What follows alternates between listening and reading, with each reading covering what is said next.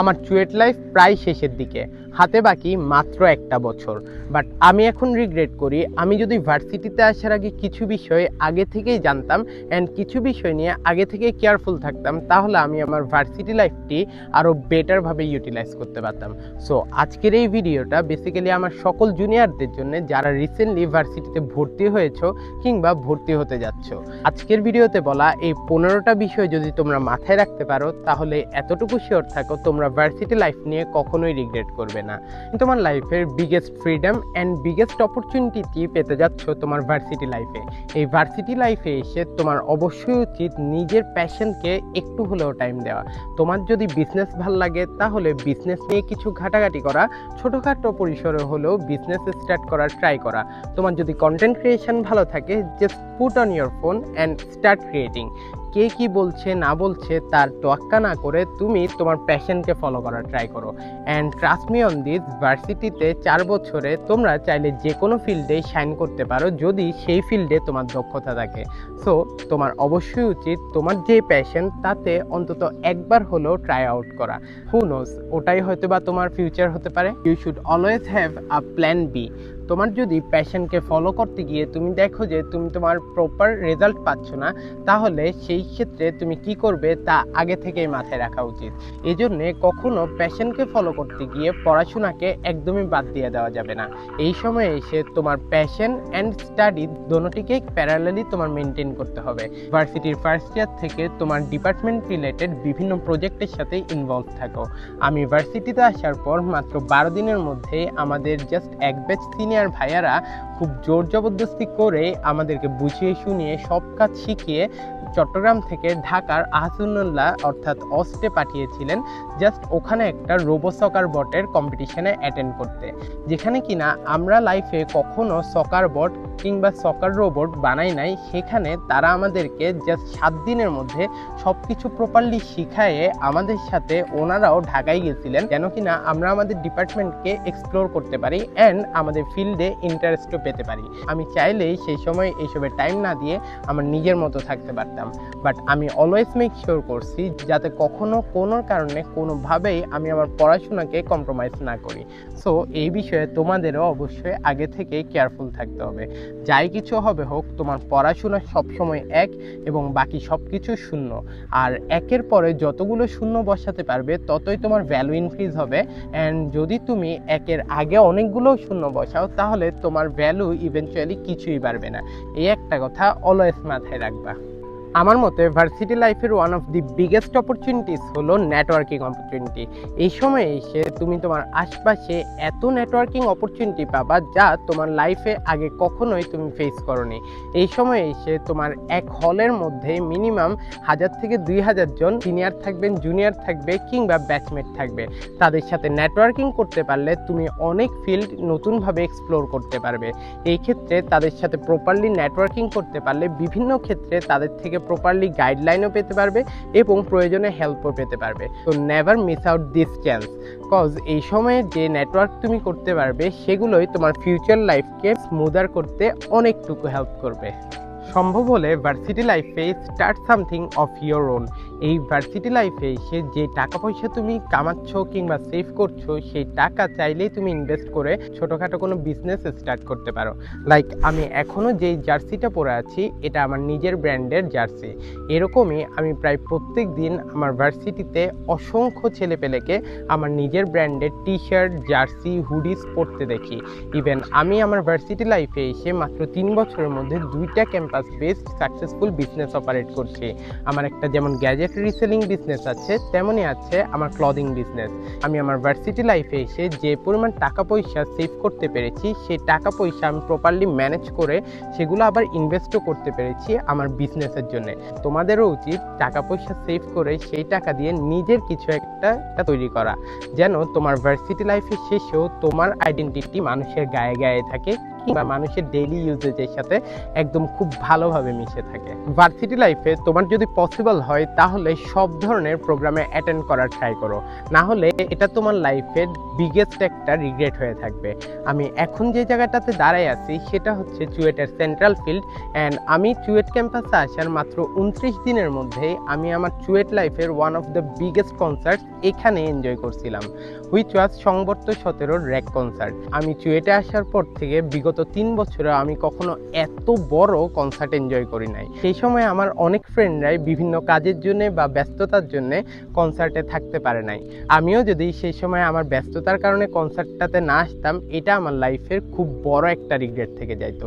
So আমি বলবো তোমার যদি পসিবল হয় সবগুলো প্রোগ্রামে অ্যাটেন্ড করার ট্রাই করো, কজ ভার্সিটি লাইফ শেষ হয়ে গেলেও এই ছোট ছোট মেমরিজগুলোই তোমার আজীবন সাথে থাকবে। ইভেন এখনও আমরা ফ্রেন্ডরা এই কনসার্ট নিয়ে কথা বলি অ্যান্ড ওই রাতটা চ্যারিশ করি, কেননা ওই এক রাতে আমরা সন্ধ্যা 7টা থেকে ভোর 7টা পর্যন্ত টানা 12 ঘন্টা ননস্টপ কনসার্টে চিল্লাইছি, লাফাইছি, গলা ফাটাইছি and all. That was my bestest night at CUET. আমার পেছনে থাকা এই হলটা হলো শহীদ আবু সাইদ হল। এই হলে 111 নম্বর রুমেই আমার অ্যালটমেন্ট আছে। এই রুমে আমার অ্যালটমেন্ট থাকলেও অ্যাজ আমি চট্টগ্রামের স্থানীয়, সো আমার খুব বেশি টাইম ক্যাম্পাসে দেওয়া হয় নাই। আমি ম্যাক্সিমাম টাইমই কোচিং টিউশন ব্যাচের জন্যে ক্লাস শেষ হয়ে গেলেই চট্টগ্রাম শহরে ব্যাক করে ফেলতাম অ্যান্ড রাতে আমি বাসায় থাকতাম।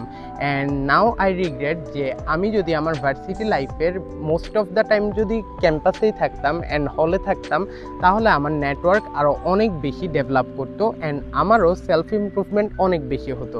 লাইফের অনেক কিছুই হয়তো বা আমি যে কোনো টাইমে ফিরে পেতে পারলেও আমার এই ভার্সিটি লাইফ এবং ক্যাম্পাস লাইফ আমি কখনোই দুইবার ফেরত পাবো না। সো আমি সবাইকে সাজেস্ট করব, তোমার শহরেই যদি তোমার ক্যাম্পাস হয় তাও অবশ্যই ক্যাম্পাসে থাকা ট্রাই করবা অ্যান্ড হলে থাকা ট্রাই করবা। এতে করে তোমার কমিউনিকেশন স্কিল যেমন বাড়বে তেমনই বেড়ে যাবে তোমার নেটওয়ার্কিং স্কিলও। নতুন নতুন ভার্সিটিতে এসে আমরা অনেকেই নতুন ফ্রেন্ড, নতুন এনভায়রনমেন্ট, নতুন ব্যস্ততা সব কিছুর সাথে খাপ খাওয়াতে গিয়ে আমরা আমাদের পুরাতন ফ্রেন্ডদের সাথে কানেকশানটাই অনেকাংশে উইক করে ফেলি। এই ভুলটা কখনোই তোমার করা উচিত নয়, কজ ভার্সিটি লাইফে যত ফ্রেন্ডই পাও, তোমার স্কুল কিংবা কলেজ লাইফ পর্যন্ত পাওয়া ফ্রেন্ডদের সাথে যে বন্ডিং, যে কমফোর্ট তুমি ফিল করতে পারবা তা জাস্ট বলার বাইরে। So never lose your old friends. Varsity লাইফে এসে টিউশন, ব্যাচ, কোচিং করিয়ে খুব ইজিলি চাইলে ফিনান্সিয়ালি ইন্ডিপেন্ডেন্ট হওয়া যায়।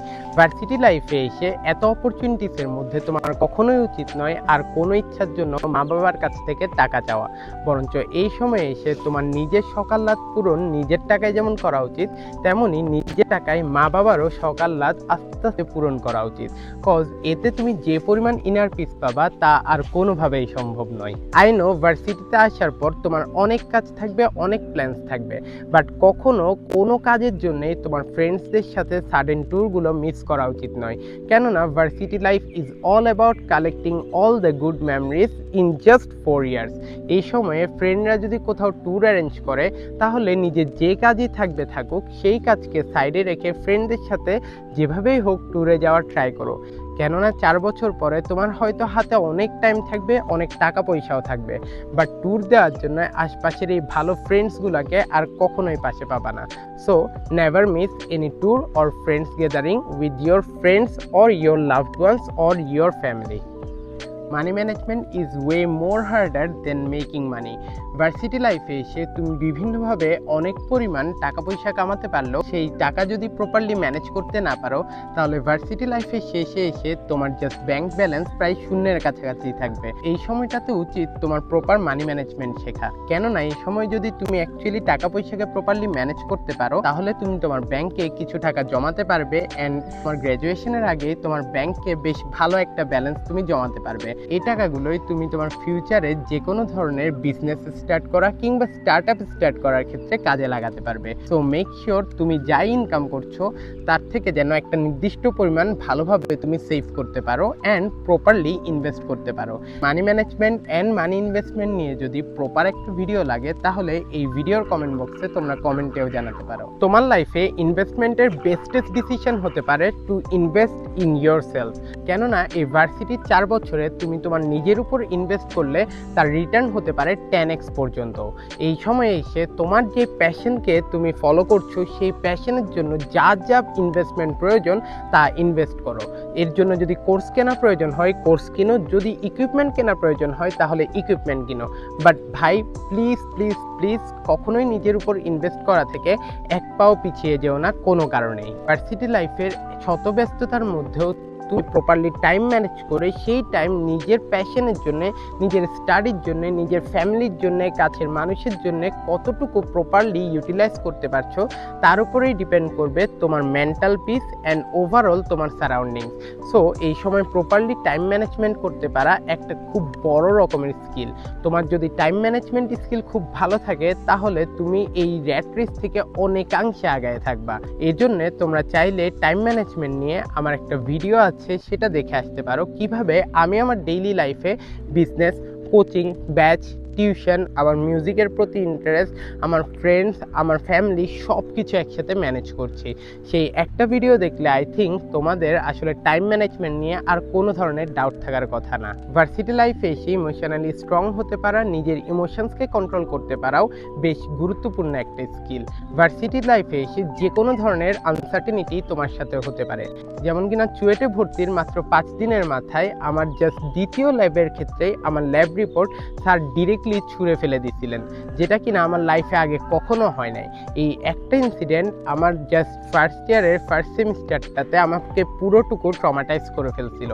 বাট এই বিষয়ে যদি আমি আগে থেকে জানতাম যে এই ধরনের অনেক কিছুই আমার সাথে হতে পারে and I need to be emotionally very very strong, তাহলে হয়তো বা এই ধরনের সিচুয়েশন আমার খুব একটা গায়ে লাগতো না অ্যান্ড আমার লাইফ থেকে 6 মাস এভাবে নষ্টও হয়ে যেত না।